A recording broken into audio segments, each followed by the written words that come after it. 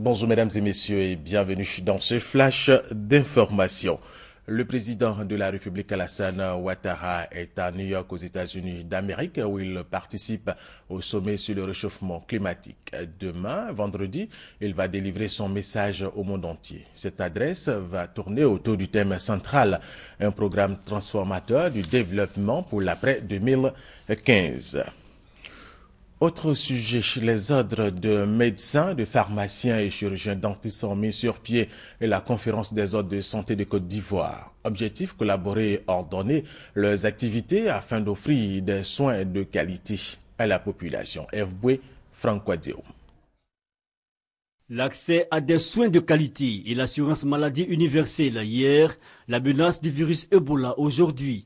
Quelques réalités vécues différemment et qui préoccupent bien les populations. Ma mère, comme ça, qui était très malade, le temps qu'elle quitte à mon pour venir, l'assurance, on allait à l'hôpital, il fallait que les médecins d'abord donnent leur accord. Moi, je n'ai pas d'assurance. Quand je ne travaille pas encore, je ne suis pas fonctionnaire, donc je n'ai pas encore pensé à faire d'assurance. On parlera de qualité lorsqu'il y aura le matériel dans les hôpitaux. On nous donne une image d'avoir tout le matériel dans les hôpitaux, mais en réalité, n'en est rien. Inquiétude partagée aussi par trois ordres, les médecins, les pharmaciens et les chirurgiens dentistes. Ils décident d'unir leurs forces pour relever ces défis. La conférence des ordres de santé Corsi, créée depuis le 12 septembre 2014, est donc officiellement présentée à la presse. En ce qui concerne les enjeux futurs, vous savez que pour 2015, c'est la couverture maladie universelle et beaucoup de problèmes vont se poser.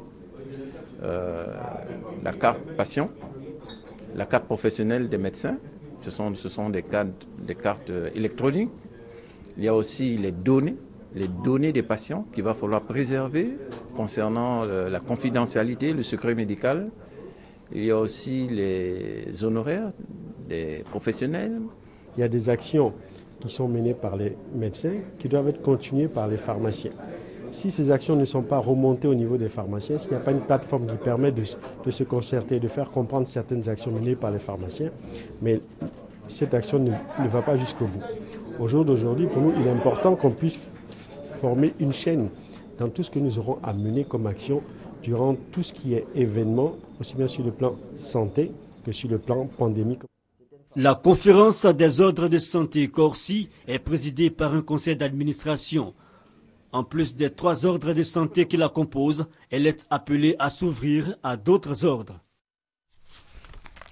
Vous vous rappelez certainement le 24 septembre 2012, la première grève rurale a été réalisée ici à Abidjan, une première en Côte d'Ivoire et en Afrique francophone.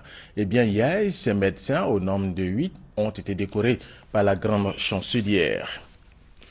Autre information, le groupe djihadiste Les Soldats du Califat qui a enlevé le français Hervé Goudel en Algérie a annoncé dans une vidéo postée hier mercredi l'avoir décapité.